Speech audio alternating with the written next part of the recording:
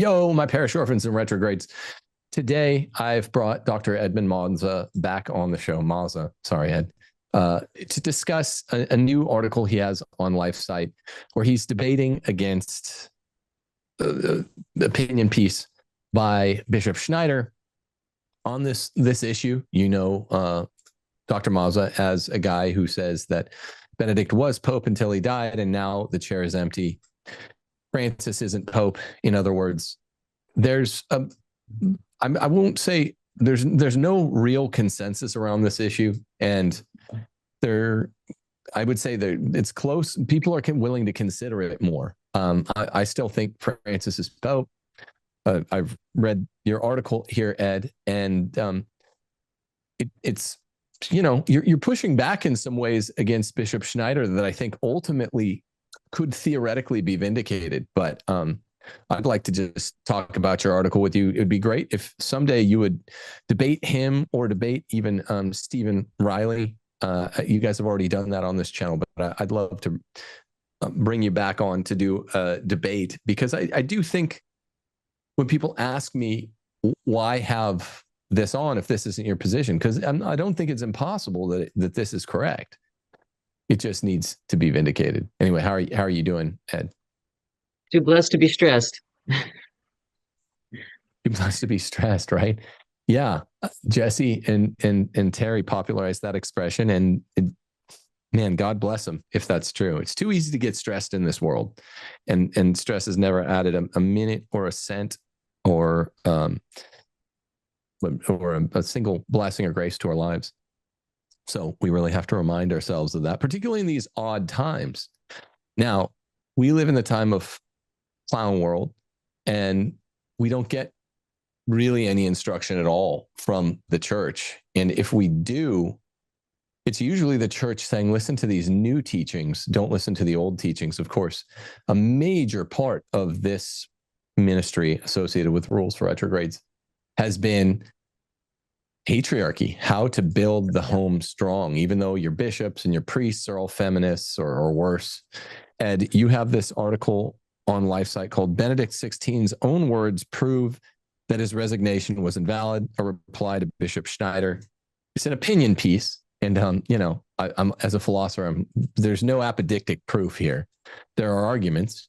Some of them are more compelling than others, but there's no apodictic proof here, or else, that'd be lovely. Then we could just have a consensus around whatever was proven. Yeah, well, first of all, I want to thank you for having me on again to talk about this. But secondly, to thank John Henry Weston for allowing this discussion to take place at LifeSite.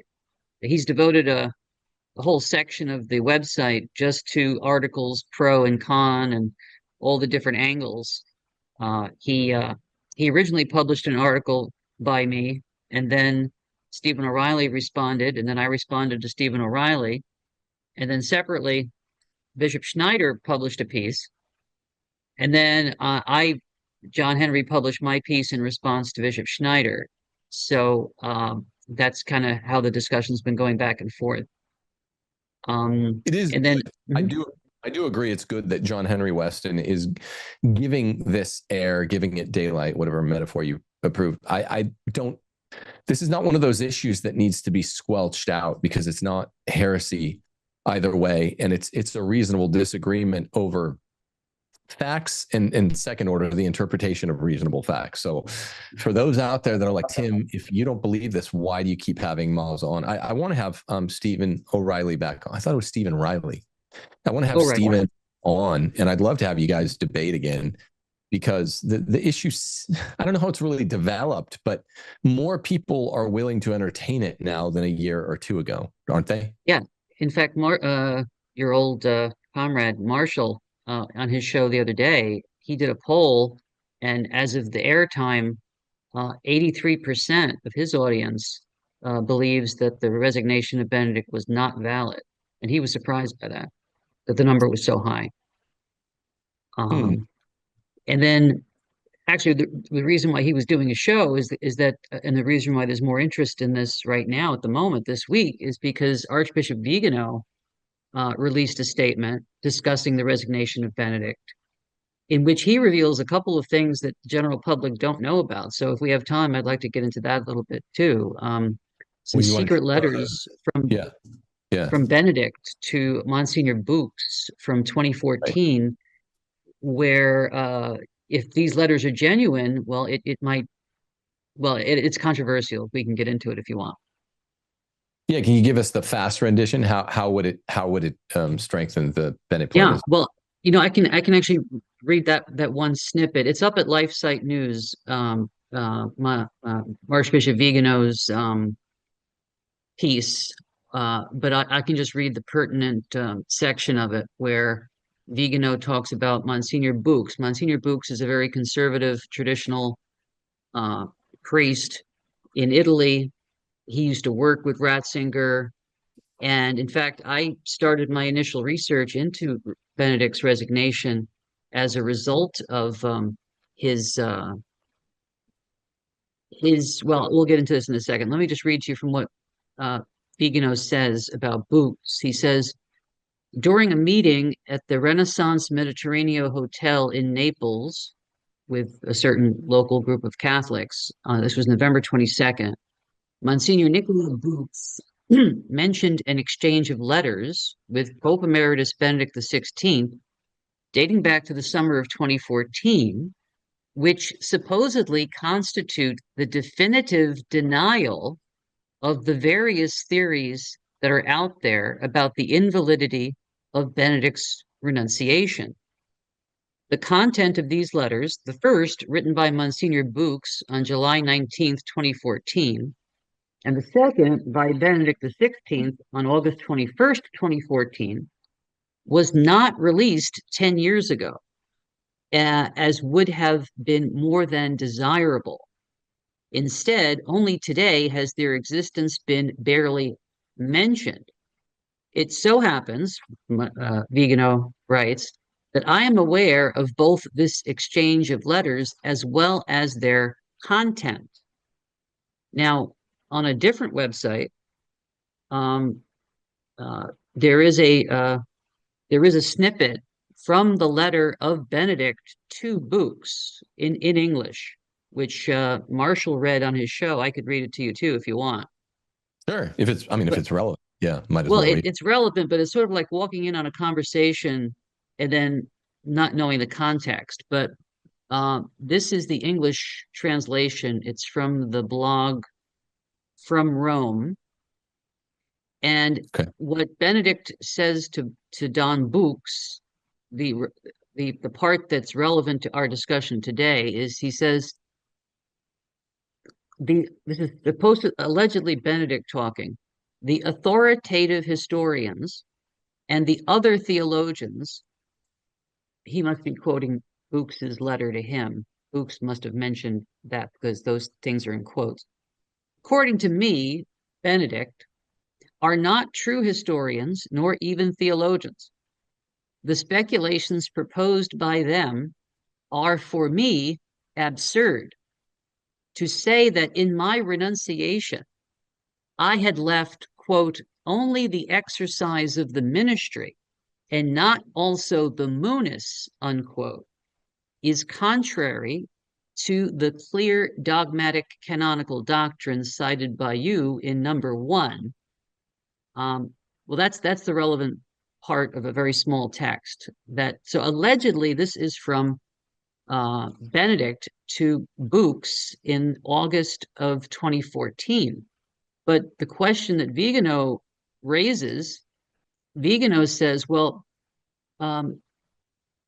if Books had this in his possession, why did he wait 10 years to release it to the public? And why did he wait until after Benedict's death to do it? You know what I Right. mean? So the gist of it is Benedict says that he does think it's successful what he attempted to do. Well, what Benedict is trying to say is that he did not, if again, we don't know if this is from Benedict, it's alleged to be from Benedict to Books in August of 2014.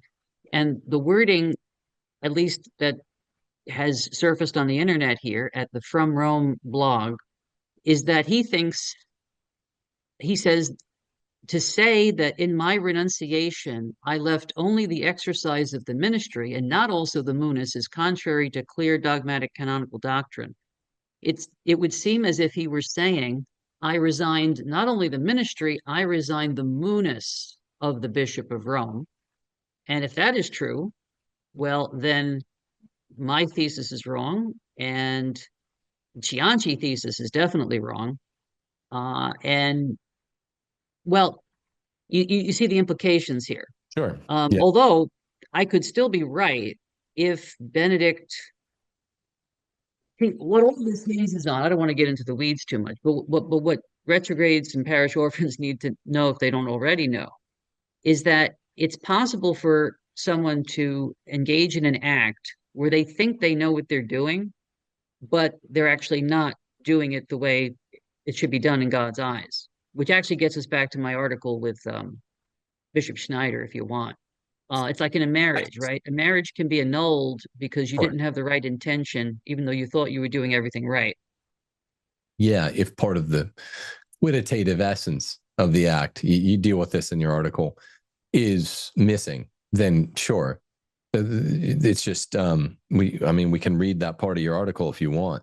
But first, I just want to what I don't like is when people want their arguments to be correct, which sounds counterintuitive or something, but you're not really, Ed, supposed to care whether your own thesis is correct. I know that sounds subhumane. Right. It's just the truth just needs to be out there, and that's why people are like, course. why are you so agnostic on this, Tim? I get this question a lot, particularly after you come on the show, because like, there's troubles that await us if Francis is Pope. There are troubles that await us if Francis isn't Pope. I think there are fewer in the latter case, actually. But you just have to deal with the ball as it lies. You have to play the ball as it lies. And it's enough of a toss-up. I mean, I think it's, 60% he's the Pope, but it's enough of a toss-up that it's just like, it's interesting to speculate about some. And I think your article going back and forth with Schneider was interesting, but I don't want people being like, well, there's still a way I can be right. There's still a path forward to, like election night. Oh, he lost Florida, but he's got to get Ohio and Pennsylvania. I don't like that. That tends toward bad argument making. So, we can still trace through the propositions of what you're saying here. And there are places where I think you're more compelling and less compelling. You say, Pope Benedict's resignation is, first of all, a matter of natural law from which no man may prescind. A resignation, like a marriage, is not valid in the eyes of Almighty God if it is not freely willed.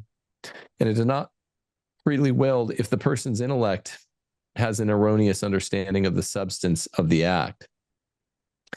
If it's actually part of what would be the substance of the act, sure. As you know, there are accidents to an act that are very proper to it, called proper accidents, which is what I think this would be. Even if there were an error here, it would be a proper accident, which seems much more like a substantive part of an act that would be mistaken, and therefore it wouldn't invalidate it. But I'll go on. If Benedict thought he could resign the papacy and at the same time retain the papacy in the least degree, you say his intellect was in error concerning the substance of his action, which is not necessarily true. He could, I say, if Benedict thought he could resign the papacy and at the same time retain the papacy in the least degree, he could still, depending on whether or not this is substantial or accidental, it could be an error that could be brooked. And you kind of just presume that presupposition, you out of hand, you presume that his supposition would be damning. You're presuming it's substantive and not accidental. Do you have a response to that? Why are you so sure that the ministerium distinction is substantial, goes to the quitative essence of what it is to resign being Pope? Because canon law in canon 332.1 says that the Holy Father, whatever power he has, is only because he possesses the munus and makes it his own. And I could find the quote somewhere. And then in the next point, Canon 332.2, it says that if the Holy Father wants to resign his munus, it just has, it's not, he doesn't have to present it to anybody. It's not like he has to answer to anybody. But it has to be manifest.